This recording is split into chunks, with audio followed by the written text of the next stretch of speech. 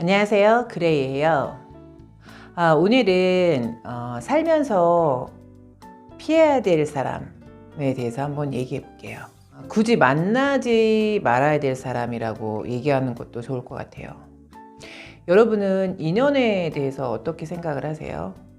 사실 어떤 사람을 만나냐에 따라서 정말 많은 것이 바뀌잖아요. 가장 큰 경우는 부부, 남편, 또 내지는 직장에서는 상사.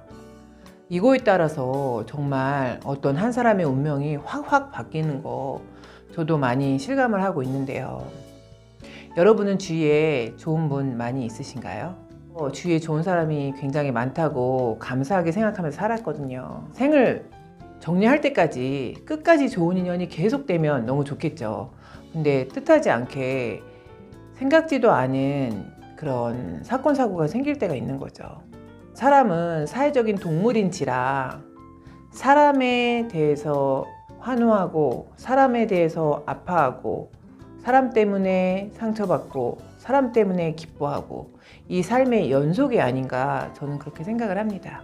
여러분은 어떤 분을 만날 때 기쁘고 행복하고 어떤 분을 만날 때 좀 마음이 불편하고 그러신가요? 불편한 만남 굳이 누구나 하고 싶지 않을 텐데 부득이하게 그런 인연들을 이어갈 때가 있지 않겠습니까? 여러분 주위에 있는 그 3명의 통계가 나를 대변하는 만남이라고 말씀들을 많이 하시더라고요. 여러분 주위에 가장 친한 분 3분을 한번 떠올려 보세요. 그분들이 제 모습이라고 생각하면 될 것 같아요. 저는 저의 정반대 성향의 친구들이 떠오르더라고요. 사실 제가 되게 좋아하는 친구들인데 한편으로는 그 모습이 내 모습이었으면 좋겠다, 이런 생각이 드는 친구들인 거죠. 만나고 싶지 않은 분 대표적으로 어떤 분이세요? 저는 첫째적으로 본인 고집이 너무 강하신 분들 있으시잖아요.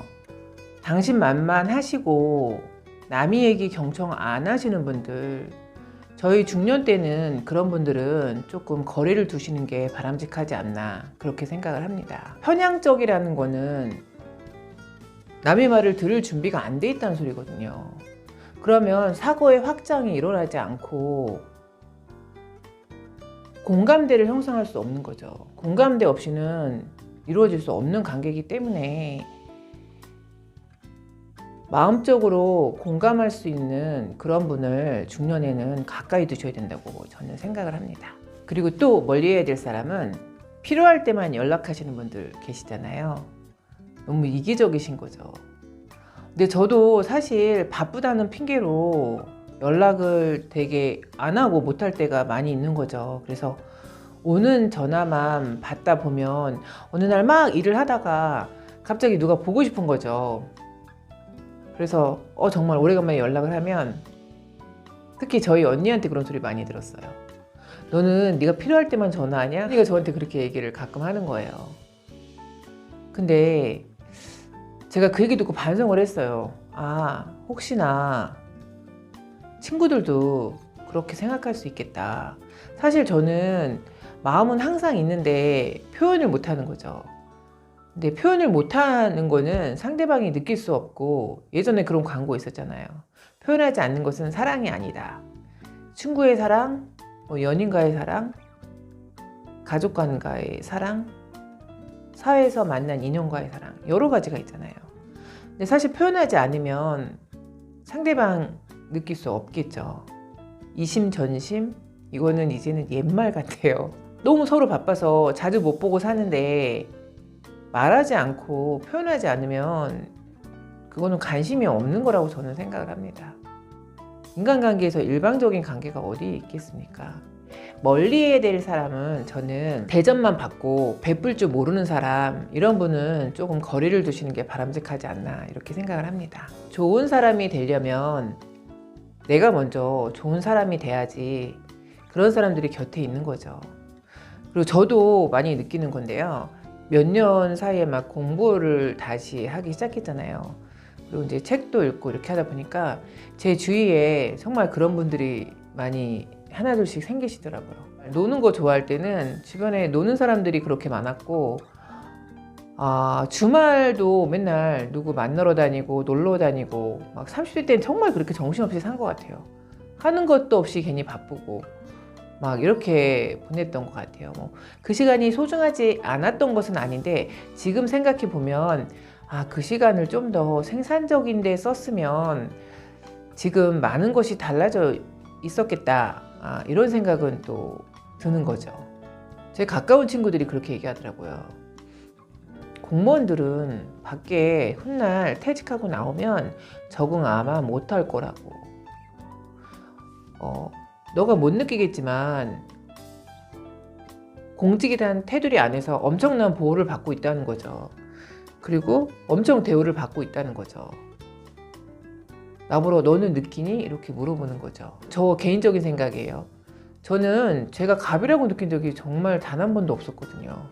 오히려 저는 을이라고 항상 생각을 했어요. 왜냐하면 소리 지르시거나 일방적인 민원을 내시면은 그거를 그대로 당할 수밖에 없는 게 정말 공무원이거든요. 아무 소리 못하는 거예요. 그게 부당할지라도 아무 소리 못하고, 그게 진실이 아닐지라도 그냥 침묵을 유지해야 되고, 일방적인 민원에는 그냥 그대로 스트로크를 받을 수밖에 없는 거죠. 갑인 공무원이 있기는 있을 것 같아요. 근데 저는 항상 을이었다는 그런 생각을 하고 있어요. 공무원은 항상 갑질한다. 그리고 저랑 이렇게 가까이 지내신 분들 얘기를 들어보면 현직 프리미엄이 분명히 있다는 거죠. 그래서 현직에 있을 때 잘하라고 이런 얘기 많이 해주시고, 현직이 없으면 사람들이 홀대할 거다, 이런 얘기 많이 해주시더라고요. 그래서 저는 그런 얘기가 너무 듣기 안 좋아서 나중에 그런 얘기 듣지 않도록 미리미리 감투를 내려놓는다고 그러잖아요. 그런 연습을 해야 되겠다, 이런 생각을 하게 되는 거예요. 또 이거랑 아울러서 얘기를 해보면 중년에 자기 자랑하시는 분들 많잖아요. 나 때는 말이야, 이거 너무 흔하죠. 꼰대놀이 이런 거. 옛날에 영광을 들춰내시면 아마 한도 끝도 없을 거예요. 대단하신 분들은 그런 얘기 안 하시고 그렇게 말씀하고 계시는 분들을 속으로 비웃고 있다는 거죠. 되게 재밌는 경험이 한 번 있었어요. 어떤 분의 결혼식을 가게 됐어요. 근데 거기에 진짜 자타가 공인하는 엄청난 재료가가 있으셨어요. 그래서 이제 같이 어떻게 우연히 한 테이블에서 이렇게 식사를 하게 됐어요. 근데 어떤 분이 오시더니 저희 테이블에 동석을 하시더니 처음 뵀거든요, 그날. 근데 당신이 이런 일을 하고 계시고, 내가 이런 사업체를 몇 개 갖고 계시고, 나는 어디 아파트에 살고, 막 이런 얘기를 하시는 거예요. 깜짝 놀랐죠. 처음 뵀는데. 근데 당신 스스로 당신의 재력과 지위에 대해서 막 말씀을 거의 3, 40분을 하고 식사를 하고 혼자 일어나서 가시는 거예요. 옆에 계셨던 분은 그분이 내뱉으신 그거에 정말 100배는 더 되시는 분이에요. 그러니 제가 얼마나 그 상황이 난감하고 재밌었겠어요. 근데 그분이 딱 한 말씀 하시더라고요. 대단해서 좋으시겠다. 딱 이렇게 한마디 딱 하시는 거예요. 내가 거기서 느껴지는 그 가진 자의 여유, 제가 이런 걸 느꼈다는 거 아닙니까? 돈 자랑을 한다, 지위 자랑을 한다, 직업 자랑을 한다, 이런 거 너무 무의미한 거죠. 만나고 싶지 않은 사람은 사실 너무 이기적이고 계산적이신 분, 저는 별로 만나고 싶지 않더라고요. 어떤 약속을 했을 때 그런 약속을 못 지키는 것을 당연스럽게 여기시는 분들 있잖아요. 그건 거죠. 내가 못 지키는 거는 바쁜 거고 상대방이 못 지키는 거는 이해 안 되는 거죠. 항상 돈 자랑하시는데 밥값 낼 때는 맨 끝으로 빠지시는 분들 있잖아요. 저는 진짜 그런 분들 다시 만나고 싶지 않더라고요. 돈 자랑을 하시지 마시던가 남들 계산할 때는 한 번쯤은 내시는 매너를 발휘하시던가. 저는 둘 중에 하나는 하셔야 된다고 생각을 해요. 근데 사람 많은 곳에서 돈 자랑하시는 분 저는 다시는 안 만납니다. 격이 내려가는 느낌 이런 거 이해하시나요? 제가 격이 있는 사람은 아닌데 그 없는 격이 더 내려가는 느낌 때문에 그런 분들은 다시 만나고 싶지 않더라고요. 여러분 중년에는 진짜 마음 편한 사람 만나는 게 최고인 것 같아요. 대화 잘 통하고 마음 편하고 같이 앉아 있으면 안정감 들고 괜히 같이 있는 게 불안한 사람이 그런 거 한번 느껴보신 적 있으신가요? 같이 있으면 마음이 안 편한 거예요.